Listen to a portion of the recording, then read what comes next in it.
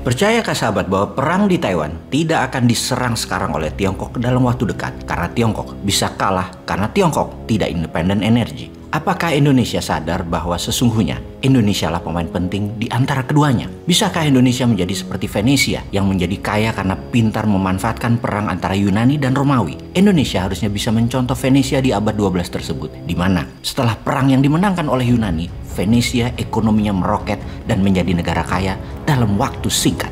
Indonesia mengapa harus meniru Venesia? Karena kita memanfaatkan beberapa lokasi strategis kemaritiman wilayah perairan Indonesia untuk bermain di antara dua raksasa Tiongkok Amerika dan menjadikan keduanya bergantung pada Indonesia. Sungguh hal ini memerlukan permainan cantik bernegaranya. Kembali ke perang Taiwan dengan Tiongkok. Bagaimana cara Tiongkok berstrategi dalam perang energi yang akan dilancarkan oleh Amerika tersebut? Dan apa strategi Amerika di dalam mencekik energi Tiongkok? Kita semua tahu bahwa 80% kebutuhan energi di Tiongkok adalah import dari luar Tiongkok. Import minyak jumlahnya per hari adalah 11,8 juta barel. Yang ini semua adalah kebutuhan BBM di masa damai, bukan kebutuhan BBM di masa perang, yang bisa meningkat 50% per harinya kebutuhan tersebut. Perang sesungguhnya bagi Tiongkok terakhir kalinya yaitu ketika terlibat di Perang Vietnam di tahun 1979. Di mana kalau Perang Taiwan terjadi sekarang ini merupakan bukti yang valid akan kekuatan militer Tiongkok. Benar combat ready dan strategi perang militernya mumpuni, termasuk penyediaan BBM-nya, di luar kerumitan perang lainnya. Tiongkok yang rakyatnya 1,4 miliar manusia tetap perlu BBM. Pabrik-pabrik perlu BBM dan semua peralatan perangnya perlu BBM yang harus mereka penuhi terlebih dahulu. Pertanyaannya, dari mana saja sumber BBM tersebut bagi Tiongkok? Ada 6 negara top penyuplai BBM ke Tiongkok. Nomor 1 adalah Saudi dengan 17,4%, Rusia 16,6%, Irak 10,2%, Oman 8,8%, Angola 7,5%, dan Kuwait 6,3%. Dan ini merupakan hampir 60% dari impor Tiongkok datang dari negara Asia sisi barat. Sisanya dari mana? Sisa BBM disuplai oleh Amerika dan mitra sekutu Amerika atau West Allies Country. Lalu ada pertanyaan penting, bagaimana BBM ini mencapai Tiongkok? Atau lewat mana jalur distribusi BBM ini ke Tiongkok?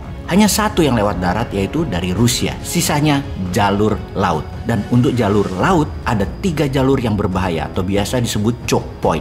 Yang kalau kita jelaskan dengan peta, maka pertama posisi choke point adalah di Selat Hormuz yang berlokasi di antara Laut Persia dan Laut Oman. Ada 21 juta barel setiap hari lewat Selat Hormuz. Choke point kedua adalah Selat Malaka yang memisahkan Indonesia, Pulau Sumatera dengan Malaysia, yang merupakan rute tercepat ke Tiongkok dari Asia Barat yang dilewati 80% kapal tanker seaborne oil menuju Tiongkok. Cekik saja salah satu di antara kedua wilayah tersebut, Tiongkok pasti tekuk lutut. Bahkan pemimpin Tiongkok sebelum Xi Jinping, Hu Jintao, mengistilahkan Malaka Dilema. Dan choke point ketiga adalah Selat Singapura. Selat tersebut hanya 19 km lebarnya yang menyambungkan dengan Selat Malaka yang kemudian baru masuk ke Laut Natuna Utara wilayah Indonesia lagi. Baru bisa bebas ke Laut Cina Selatan. Sekedar mengingat, Indonesia punya 2 wilayah air yang dilewati BBM impor Tiongkok, yaitu Selat Malaka dan Laut Natuna. Kembali ke choke point Selat Singapura. Pastinya Tiongkok tidak mengendalikan semua wilayah tersebut. Jadi siapa yang mengendalikan? Yaitu Angkatan Laut Amerika atau US Navy. Ada 2 armada yang menjadi security wilayah tersebut. Pertama adalah US Fifth Fleet atau armada kelima dan US Seventh Fleet atau armada ketujuh.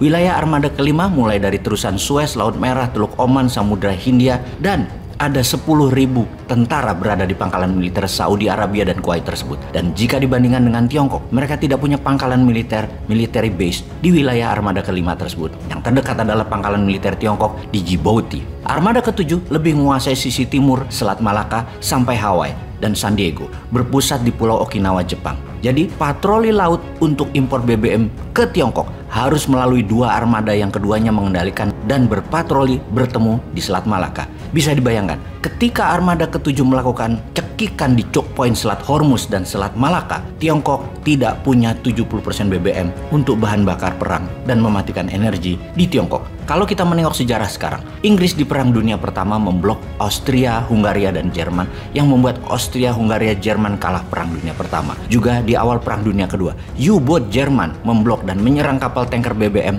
pihak sekutu di Laut Atlantis yang harus membuat jalur baru memakan waktu 3 tahun baru pihak sekutu bisa menyelesaikan masalah distribusi BBM perang ini. Terakhir, perang dengan Jepang, di mana inilah muasal armada ke-7 berdiri, mencekik Jepang di Selat Malaka dan di Laut Natuna, sehingga sebelum bom Hiroshima dijatuhkan, persediaan BBM perang Jepang hanya tinggal 8%, paling bertahan hanya untuk perang 1 bulan lagi.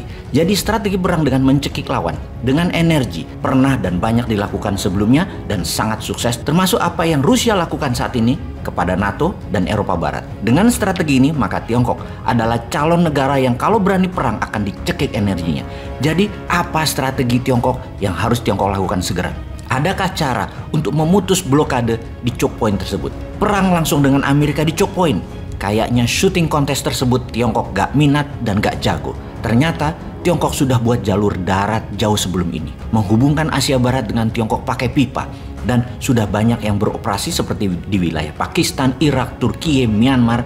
Infrastruktur pipa sudah sampai Tiongkok dan jalur ini digenjot percepatannya saat ini, terutama jalur Pakistan. Tetapi kita tahu, tidak mudah memindahkan jalur pemenuhan kebutuhan 70% energi tersebut ke jalur baru.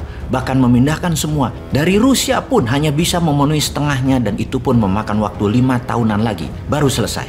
Ada strategi ketiga, di mana Tiongkok cuek aja, tetap serang Taiwan karena cadangan energi mereka sudah cukup sampai 9 bulan kebutuhan Tiongkok. Dan serang Taiwan dengan cepat selesai dalam 3 bulan, yang kalau Amerika melakukan cekikan, bukan Tiongkok saja yang lapar, tapi dunia ikut lapar. Dan ekonomi dunia bisa melambat berputar atau bahkan berhenti sama sekali karena kebutuhan manufaktur dunia, kebutuhan ekonomi dunia, Tiongkok menguasai 60%-nya. Beranikah Xi Jinping melakukan hal itu? Indonesia, bagaimana jadinya kalau skenario itu terjadi? Ada antisipasinya?